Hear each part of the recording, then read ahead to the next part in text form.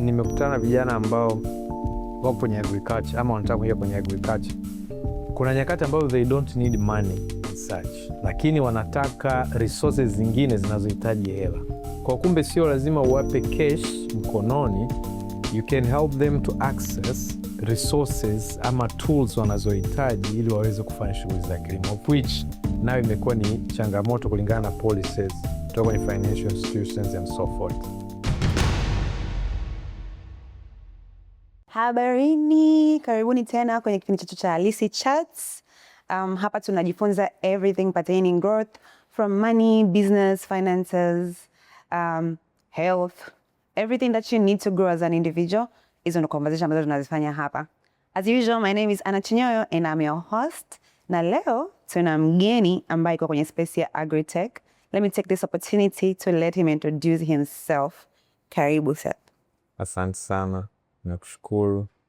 Mimi naitwa Seth Charles Mkisi, ni managing director na founder wa Shamba Box ambayo ni consulting firm. Our focus iko much kwenye kusupport agritech and food tech entrepreneurs, lakini pia SMEs ambao ziko kwenye hiyo agri-space. Okay. Tuanze na what inspired you to focus on agriculture?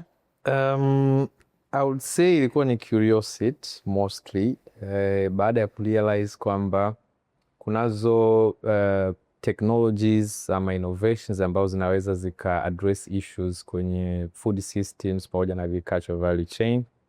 And also issue nyingine ambayo imeniinspire ilikuwa ni kwamba pia nimekuwa kwenye mazingira ya shughuli za ufugaji pamoja na kilimo. So ninaelewa na nimekuwa nikielewa changamoto ambazo ziko kwenye either kufuga ama kulima. Kwa hiyo kwa ujumla wake ilinipa inspiration kwamba kwenye this space ninaweza nika offer my time, skills pamoja na experience ambayo inaweza ikasaidia developers wa technologies ama innovators kuweza kuscale up ama kuboresha zile solutions zao ku address issues around the space. Watanzania na wakulima kwa ujumla wako tayari kweli ku-embrace technology kwenye ukulima? Yeah, hiyo swali imekuwa almost everywhere. Na issue kubwa imekuwa ni kwamba sio wakulima wote wanaweza kuadapt technology. Na ndio maana sisi wakati tunaanza kwenye Shamba Box, moja ya issues tulijaribu kutengenezea foundation nzuri kuwa ni kuja na kitu kinaitwa farmer centered design. Kwa sababu you can develop a technology, lakini kama haiko relevant kwa wakulima ama wafugaji, haiwezi kuwa applicable ama hawezi kuadapt. Kwa hiyo kwa case ya Tanzania, I would say kwa sasa hivi tunahitaji zaidi sana matumizi ya USSD pamoja labda na SMS za kawaida, lakini mobile applications na technologies nyingine ambazo zinahitaji matumizi mfano ya new devices ama smartphones ama tablets, bado matumizi yake yako chini. Kwa technologies nyingi ambazo zinaweza kutatua ziko ama zinatumia USSD ama SMS za kawaida. Na kwa sasa hivi challenges kubwa sana kwa wakulima ni zipi? Well, that is another good question. Changamoto ziko nyingi sana, lakini sisi wakati tunafanya kudevelop programs zetu tuligundua kwamba kuna almost 5 key challenges kwenye sekta ya kilimo. Moja ni issue ya productivity. Bado wakulima wetu wanazalisha kwa uchache. Ya pili kwenye hiyo moja ilikuwa ni issue ya access to market. Bado kufikia soko kuna changamoto nyingi sana kwa wakulima. Changamoto nyingine imekuwa ni issue ya climate change. Kwamba wakulima wanaathirika zaidi na mabadiliko ya tabia ya nchi hapa Tanzania. Changamoto nyingine imekuwa ni issue ya post-harvest handling. Kwamba baada ya kuvuna mifumo inayotumika kuhifadhi mazao imekuwa na changamoto sana kwa wakulima wetu. Kwa hiyo hatuna mifumo mizuri ya kuhifadhi chakula. Issue nyingine imekuwa ni issue ya nutrition. Kwamba it's not about producing food ama kuzalisha tu mazao. To what extent haya mazao yanaweza yakawa na virutubisho ambavyo vinahitajika kwenye miili ya wanadamu wanaotumia chakula. Changamoto nyingine imekuwa ni issue ya food security, utoshelevu wa chakula. As we all know kwamba kuna ongezeko la population. not only here in Tanzania lakini duniani kwa ujumla. Kwa hiyo kuwa na strategies ama kuapply matumizi ya kilimo cha kisasa inaweza kuzalisha chakula kinachotosheleza bado imekuwa ni changamoto. So those are the key challenges ambazo sisi tunazijaribu kuzifanyia kazi, kuziaddress through our programs na activities tunazofanya. Let's hear about your programs. Because I believe mnatengenezea solutions kubwa kubwa. What are you doing to address these challenges as Shamba Box? So kuna vitu vili. Moja, at first tulianza kufanya kazi na wakulima directly, kwa maana ya kutoa elimu mfano ya kukabiliana na changamoto za mabadiliko ya tabia nchi. And later on tukaja kugundua kwamba imekuwa ni changamoto kubwa ambayo sisi kwa resources tulionazo mfano expertise na finance hatuwezi kuaddress ama reach out kwa wakulima wote. So from there tukabidi to move forward kwenye another approach ambayo tunafanyia kazi sasa hivi, ambayo ni kwamba tunawekeza muda mwingi sana kwenye kudevelop new ideas, watu wenye ideas za kwenye technologies mbalimbali ama innovation kwenye agri, wale ambao tayari wana startups ambao zina focus kwenye agri ama food systems, kuwasaidia kuboresha mfano kurefine business model zao, kuwasaidia kuwafikia investors, kusaidia kudevelop zile businesses na kudevelop innovations, ama kwa ujumla kusema kwamba tunafanya program ambazo zinasaidia kuscale up na kugrow zile startups. Sasa tunafanya acceleration programs, tuna incubation programs, tuna pitch competitions ambazo tumekuwa tunafanya, lakini mostly tuna offer ile one-on-one mentorship pamoja na coaching to startups ambazo ziko kwenye space. Na kwenye hiyo eneo la aina ya programs tunazofanya tunatumia experts ambao sisi tunafanya nao kwa ku-outsource ambao ni local expertise, lakini tuna expertise kutoka nje. We are also partnering na international organizations ambao zina focus pia kwenye agriculture pamoja na food systems. Tuna MOUs kadhaa ambazo tumesign na partners kutoka nje ambao wanatu offer expertise pamoja na resources zingine ku attain our objectives. Impressive. Kwa nini vijana wengi hawaingii kwenye biashara ya ukulima? Wow. Kwanza nitasema tu kilimo kwenye nchi yetu na nchi nyingi za Kiafrika kina image mbaya. Kinaonekana either ni kwa ajili ya watu ambao ama wanaishi kijijini, watu wa hali ya chini, watu wenye umri mkubwa, watu walioshindwa maisha. That is one, kwamba ukishafanya shughuli zote ukifail then inabidi uende kwenye kilimo. Lakini pia inaonekana ni adhabu. Sisi wengi ambao tumesoma shule za bodi ama shule ambazo zilikuwa tunafanya makosa fulani shuleni, adhabu kubwa ilikuwa ni kwamba uende shambani ukalime. Hiyo ilikuwa ni adhabu. Kwa hiyo mentality ya watu wengi ambao tumekuwa hata kwenye this generation ni kwamba kilimo ni adhabu. Kwa hiyo hiyo ni moja ya sababu ya kwanza. Lakini sababu zingine kwanza kuna issue ya policies tulizonazo sio favorable na sio conducive sana kuwafanya vijana wa jump into agriculture. Lakini na hata wale wanaoingia bado wanakabiliwa na changamoto kubwa ambayo imekuwa ikizungumzwa ni capital. The issue ya capital ina pande mbili. Kuna wanaosema kwamba unatakiwa uwe na wazo zuri, capital itakuja yenyewe. Kuna wanaoamini kwamba lazima fundraise uwe na capital iweze kufanya shughuli kwenye agriculture. Ni kitu ambacho ni debatable, lakini I would say capital ni moja kati ya issues ambazo zinaathiri sana vijana kujump into agriculture. Na sio hela in fact, lakini ni aina ya policies tulizonazo kwenye empowerment za kuwapa vijana space. Kwa sababu nimekutana na vijana ambao wako kwenye agriculture ama wanataka kuingia kwenye agriculture. Kuna nyakati ambazo they don't need money and such, lakini wanataka resources zingine zinazohitaji hela. Kwa kumbe sio lazima uwape cash mkononi, you can help them to access resources ama tools wanazohitaji ili waweze kufanya shughuli za kilimo, of which nayo imekuwa ni changamoto kulingana na policies kutoka kwenye financial institutions and so forth. What are the opportunities out there za vijana sasa kuweza ku access hiyo capital na ku invest in kilimo? Wow. Yako maeneo mengi lakini nitasema machache. Moja ni kwanza kujifunza vizuri sana kuhusu sekta ya kilimo hasa cha Tanzania, and I'll say hapo kwenye hiyo semea ku learn more about agricultural landscape ya Tanzania, kwamba nchi za Kiafrika nyingi zinalima, lakini kwenye hii region mfano ya East Africa, Tanzania ndo nchi inayoproduce zaidi. Tuna value chains nyingi ambazo zinaweza zikaturn into business, lakini ukweli ni kwamba watu wengi hawazistudy value chain, kwa sababu it's not necessary uingie kwenye kilimo na kufanya kila kitu kwenye kilimo. You can opt kuwa kwenye value chain moja. Let's say inaweza ikawa ni coffee, ama inaweza ikawa ni sunflower, ama inaweza ikawa ni maize, na ukaamua kuwekeza kila resources na skills na kutafuta knowledge around that area ili uweze kufanya vizuri. Kwa la kwanza ni kuelewa landscape ya kilimo cha Tanzania na value chain zake, na kuopt ipi inakufaa wewe zaidi. Cha pili ni kuelewa namna ambavyo biashara zinafanyika Tanzania. Kuelewa mfano namna ya kurasimisha biashara. Unahitaji vitu gani uweze kucomply na hizi authorities na policies za Tanzania.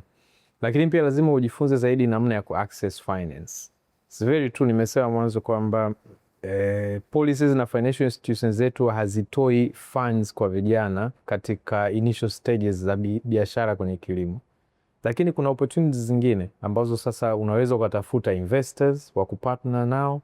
So you need to learn pia where to get these investors, mka sign contract, mkaingia kwenye uwekezaji kwa maana ya hiyo partnership. Lakini kuna institutions za serikali kama TISEZA ambazo zina support vijana, zinatoa maeneo ya uzalishaji kama unataka kutengeneza kiwanda, unataka kulima. Kuna taasisi binafsi pia. Kwa hiyo it's more of kuwekeza nguvu kwenye kutafuta taarifa zaidi. Lakini pia kwa kupitia programs ambazo labda experts wanafanya na kushare kwenye digital platforms, inaweza ikasaidia ku raise awareness ya kujua nani tumconsult, nani usimconsult, wapi unaweza ukaanzia ili uweze kuscale up na kuingia kwenye sekta ya kilimo na chakula. Kwa hiyo kwenye kilimo kuna hela. Vijana wasiogope jamani, usiogope kwenye kilimo kuna hela. Just give us a few examples of solutions that can be monetized kwa upande wa startups za Kitanzania ambazo maybe merge it with technology or just bring a solution for watu ambao wako kwenye ukulima. Yeah. Sasa hivi kuna solutions nyingi hata hapa Tanzania, na mwanzo nimesema issue za mobile applications, na nimesema kwamba kuna hiyo mfumo wa kujaribu kutengeneza solutions ambazo wakulima wanaweza wakakop nazo. Lakini I would say, nitakwambia kitu kimoja kuhusu landscape ya kilimo cha Tanzania. Mtu anayetaka kuingia kwenye kilimo cha Tanzania anahitaji zaidi kujifunza kufanya shughuli ndogo kwenye kilimo kwa large scale. Kwa maana hii hapa, kama nataka kuwa food processor kwa mfano, ninahitaji kutengeneza product ambayo ni affordable na inauzika within the country for now, ambayo hata kama inanipa faida shilingi 100. Ndio Kwa watu ambao wanataka kuingia kwenye agri kama SMEs, wanatakiwa kufanya mfumo kwamba nifanye kutengeneza local product lakini niuze kwa large scale. Ili uweze kufanya hivyo lazima uweze kucomply na issue za ndani ya Tanzania. So there is that group ambayo tunafanya nayo kazi. Tukija kwenye technologies ama startups ambazo zina tech solutions, moja ya issues ambazo nimesema mwanzo kwenye changamoto ilikuwa ni issue ya productivity. Kwenye productivity kuna changamoto ya kujua udongo unaozalisha kama unaweza kuzalisha kwa kiwango kikubwa. Kwa hiyo kuna issue ya kufanya soil testing. Kwa technologies ambazo zinaenda kwenye kusaidia kufanya soil testing ni relevant sana kwenye kilimo chetu cha Tanzania, na inaweza ikamfanya mtu aweze ku-monetize kwa kuoffer tu solution ya kufanya soil testing. Kuna issue ya access to inputs, kwa sababu tuna vitu anzie kwenye root. Access to input, wakulima wengi bado hawana access ya kupata mfano mbegu nzuri, mbolea nzuri, elimu nzuri, of which bado kuna startups zinaweza zikafanya kazi kwenye hiyo ile. Kuna issue ya market. Kuna gap kubwa sana kati ya mkulima anayelima na mteja anayenunua product. Hapo katikati kuna madalali, kuna watoza ushuru na kadhalika na kadhalika. Lakini kuna aina technology ambazo tukidevelop mfano kama ni digital hizo marketplace, ambazo zinapunguza hiyo uongezeko la bei ya bidhaa. Kama ikitoka kwa mkulima moja kwa moja ikaenda kwenye digital platform, na wana mteja anaipata kwa bei ya chini, na hapo mtu ambaye ana develop solution anaweza ku earn money. Kuna issue za kufanya tathmini ya hali ya hewa, mfano kwa sasa hivi kulingana na mabadiliko ya tabia ya nchi. Kuna issue ya kudevelop mfano vitu kama code rooms za kufanya post harvest handling. Those are the technologies ambazo tunazihitaji. Kuna issue ya AI as we speak. Lakini kilimo chetu cha Tanzania bado matumizi ya AI ni madogo, lakini on the other hand I see sasa hivi kwamba kuna watu wengi sana ambao wanajaribu kutengeneza solutions kwenye AI. Lakini kama ni kwa advice pia, I would say AI tunahitaji sana kwenye kilimo, hasa kwenye zao linapoanza kupandwa kwenye shamba mpaka linapokuwa. That is where we need AI. Lakini pia kwenye kufanya labda mapping ya shamba na soil analysis. Sio huku mbele. Huku mbele bado tunahitaji technology za kawaida kabisa ambazo ni local na zinaweza zikawa applicable kwa mazingira yetu. Umenichanganya hapo kwenye kuanzia ikiwa inaanza zao likiwa linaanza na kwa AI hapo, how does it apply? Tunaposema zao linapoanza, sema kwamba zao linapokuwa mbegu. Kama ni mbegu ya mahindi, ni the moment naenda kuchimba udongo na kupanda, nahitaji kufanya soil analysis. Ndio? Pale unaweza ukahitaji AI. Mmea unapochipua, unapoonesha changamoto za afya ya ule mmea, kufanya namna ya kudetect ugonjwa, naweza nikahitaji AI kudetect ugonjwa ili nipe solution ya dawa gani nitumie. Lakini unapomaliza mfumo mzima wa kulizalisha zao mpaka likawa la kuvunwa, matumizi ya AI kwa sasa bado sisi hatuyahitaji sana. Mbele ya hapo, yes. Umezungumzia market. Market is such a huge problem kwa wakulima. Nadhani vijana wengi ambao wanatamani kuingia huko pia waga wanaona kama vile ugumu unakuja kwenye kumfikia mteja ama kufikia masoko ya nje pia na ya ndani. Unaweza ukatuelezea what is being done to help mkulima kupata soko la uhakika na kwa price ambayo ni friendly kwake atengeneze faida? Yeah. Sasa hilo swali ni boom, lakini let me do my level best. Tuanze na local market. Kwenye local market ya Tanzania tuna changamoto ambayo hata ukikutana na developers wengi, mfano wa mobile applications ama wa digital marketplace, watakwambia wanajaribu kuwa bypass madalali. Which is very right. Nimesema madalali ndo ambao wanasababisha bei ya mazao kuwa kubwa tofauti na inavyotoka kule shambani.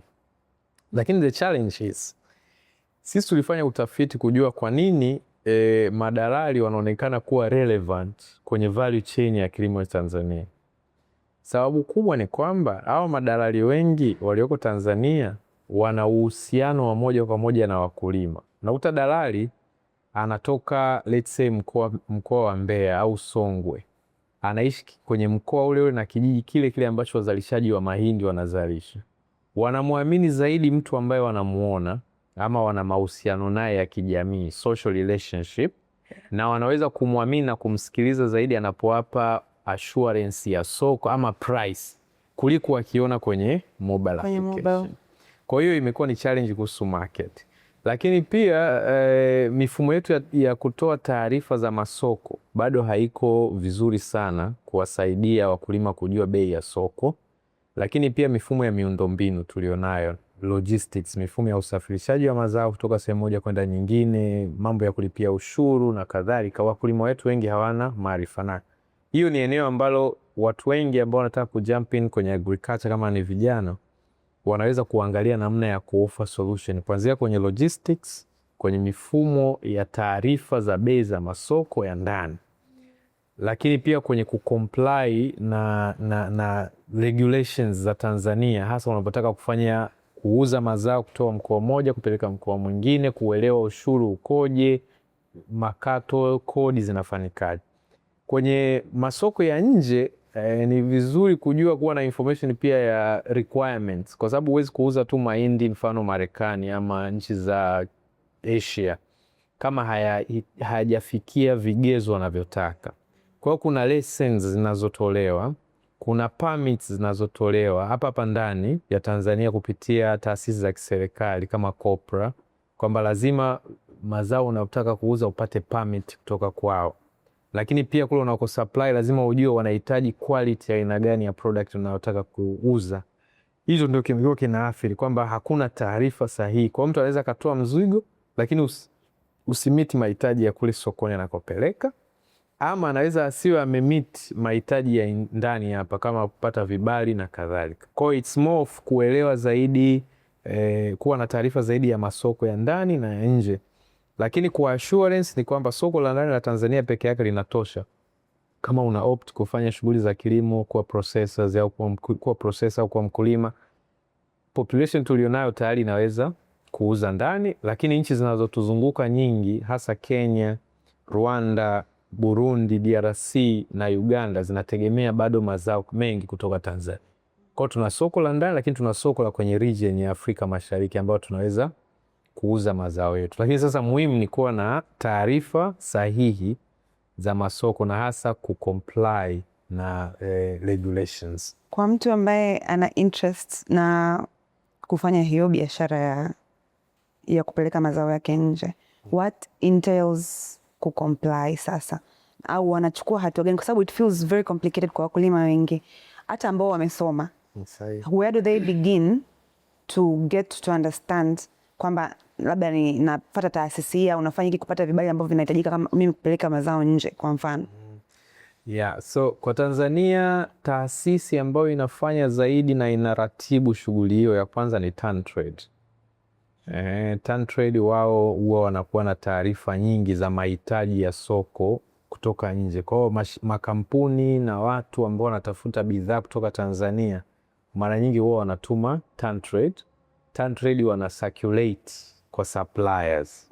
Kwa kama unataka kupata taarifa sahihi za mahitaji ya mazao ama biashara kwenye kilimo, mdau wa kwanza wa kumconsult ni TanTrade. Lakini kama unataka partnerships za investment kwenye sekta ya kilimo na chakula, mdau wa kwanza wa kumconsult ni TISEZA, sababu wao ndio wanaofanya kazi moja kwa moja na investors kutoka nje wanaotaka kuinvest in Tanzania. Lakini for now pia wamekuwa na mfumo mzuri wa encourage local investors, kwamba unapopitia TISEZA kutaka kuwekeza within the country, kuna baadhi ya benefits unapata kuondokana na ule mlolongo mrefu mfano wa kucomply. Lakini ukipitia TISEZA kwa wanakupunguzia huu mlolongo ili iwe rahisi kama una invest within the country, lakini pia kama unataka kufanya exportation. Wadau wengine ni Wizara ya Kilimo pamoja na Wizara ya Viwanda na Biashara. Kuna taasisi zilizoko chini za mawizara, kwa mfano COPRA nimesema mwanzo, ni vizuri kwa sababu wao wanadili na nafaka zote. Ukitaka kuexport nje lazima upate permit kutoka kwao. Lakini kwa masuala ya viwanda, biashara, usajili na leseni, BRELA wanafanya kazi hiyo. Kwa hiyo those are the institutions ambazo unaweza ukaanza kufanya consultation nao kuelewa kabisa kwamba ni wapi naweza nikafit in napotaka kufanya kwenye sekta ya kilimo. Okay. Where do you see agritech in 5 to 10 years? Wow. Personally, I wish, natamani nione tunakuwa na technologies ambazo zinakuwa relevant na aina ya kilimo chetu, value chains tulizonazo, lakini potential ya Tanzania. As we speak, Kenya inaonekana kuwa na startups nyingi kwenye agriculture kuliko Tanzania. Na ukifanya research utagundua kwamba startups nyingi zilizoko Kenya ziko zaidi kwenye marketing, kuanzia kwenye packaging, processing, packaging and ku-export.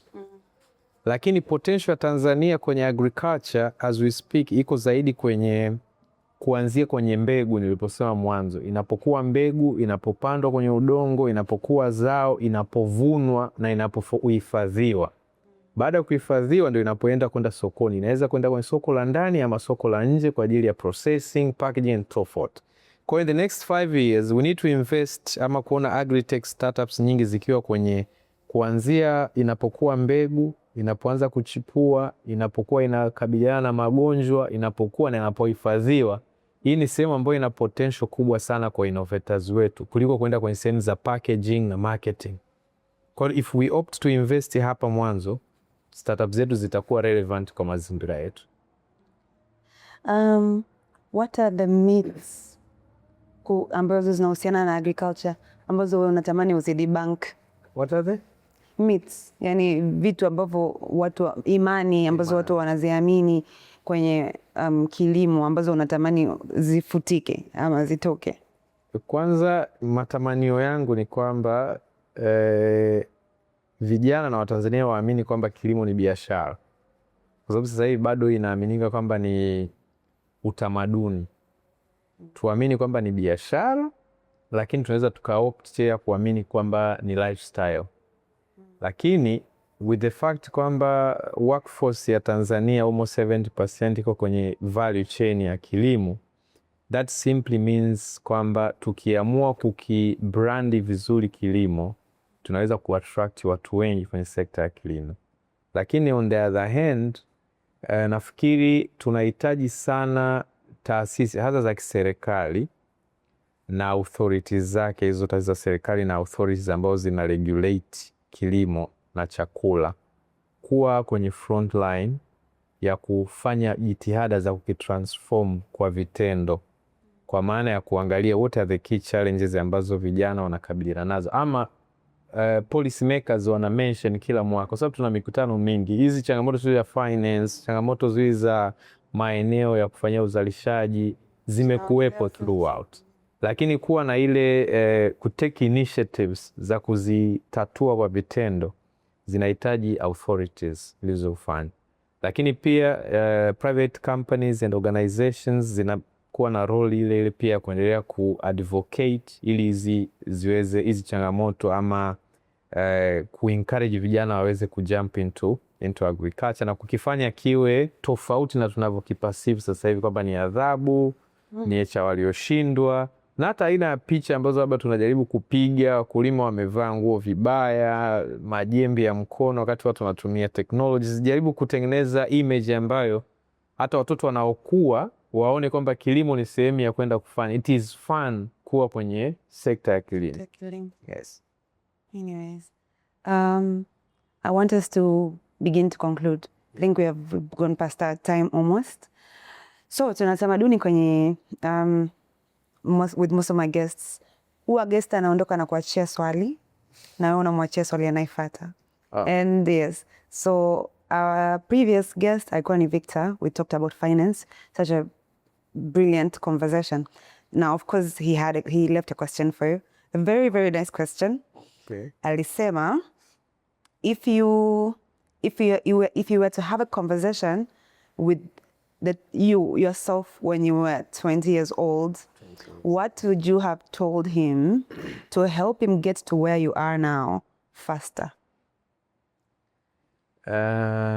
Wow, interesting. So I think my response itakuwa simple tu na very short, kwamba ningeshauri kuwekeza nguvu kwenye kujifunza zaidi kuhusu kilimo na kujaribu kubuild partnerships sana za nje ili iwe rahisi kumerge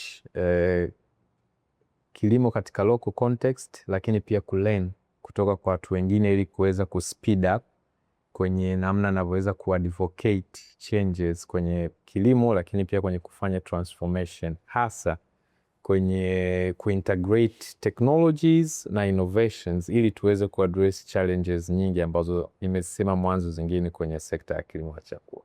Okay.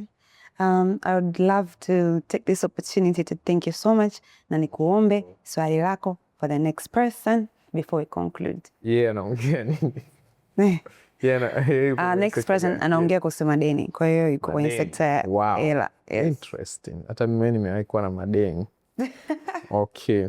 Nafikiri swali langu kwake litakuwa tu ni kwamba anafikiri ni kitu gani ambacho nchi yetu inakikosa sana kwenye elimu ya fedha, kwa sababu inaonekana kwamba Watanzania wengi hatuna discipline ya fedha, na sehemu kubwa ya mikopo ambayo inachukuliwa ama kutoka kwa watu binafsi ama kwenye financial institutions, watu wengi wana default. Anafikiri kwamba inatokana na culture ya namna ambavyo tumekuwa tukiishi bila kuwa na elimu ya matumizi sahihi ya fedha, ama inatokana tu na namna ambavyo tuna react emotionally kwenye fedha. Okay.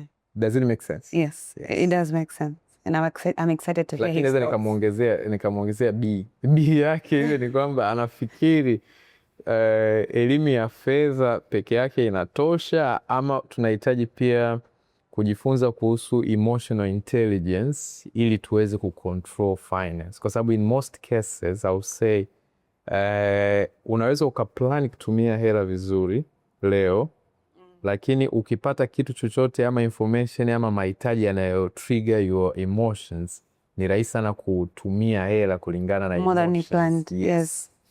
Okay. I'll make sure I present the question as well as you did. Taliweka vizuri. Yes. Sawa. So for now, labda utuambie unapatikana wapi? What do you have currently that you're doing that people can partake in? Labda wakashiriki ama wakakusapoti ama wakatafuta support yako. Just generally, unapatikana wapi? Now we are based here in Dar es Salaam. Tuna ofisi pale Makumbusho Plaza na tuna ofisi nyingine Arusha, lakini as I mentioned earlier kwamba tunafanya kazi sana na agritech, hizo startups na food tech ambazo nyingi ziko Dar es Salaam, ndio maana tukawa na ofisi Dar es Salaam. Tunachokifanya sasa hivi sana ni kusaidia kuofa hiyo mentorship ya one-on-one na innovators, entrepreneurs ya startups kwenye agri space, kwenye kurefine business models, kwenye kuforge partnerships na investors pamoja na partners ambao wanaweza wakasaidia wao kuscale up. Kitu kingine ambacho tunafanya, tuna program ambazo ziko ni ongoing na ambazo tunafanya na baadhi ya taasisi kama TADB. Tumekuwa na utaratibu wa kupeleka watu startups kwenye exhibitions kama 88 mwaka jana tulifanya, hopefully na this year. Kitu kingine tunachofanya ni kusaidia watu ambao wana ideas, mfano kwenye kutengeneza pitch deck. Kwa hizo services zote ambazo tuna offer kwa sasa. Okay, so guys, do you want to reach him? Angalia his social media, check him. A very resourceful person. So I'd like to take this opportunity to first of all thank you so much for coming. I've learned a lot from you. I hope pia audience wangu wamejifunza vitu viwili vitatu kutoka kwako. And niwashukuru tu ambao wanatusupport na kutusikiliza. As we are winding up, don't forget to like, to share, ili this good gospel iwafikie watu wengi zaidi na wajifunze na tuendelee kujifunza pamoja. Ningependa kutoa shout out kwa team yetu hapa ambao they're behind the camera.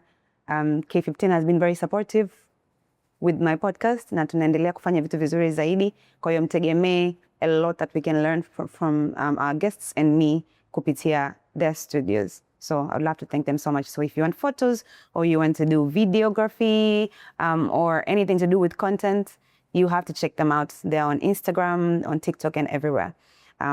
Beautiful space they have. Thank you so much and I'd love to wish you guys a good day.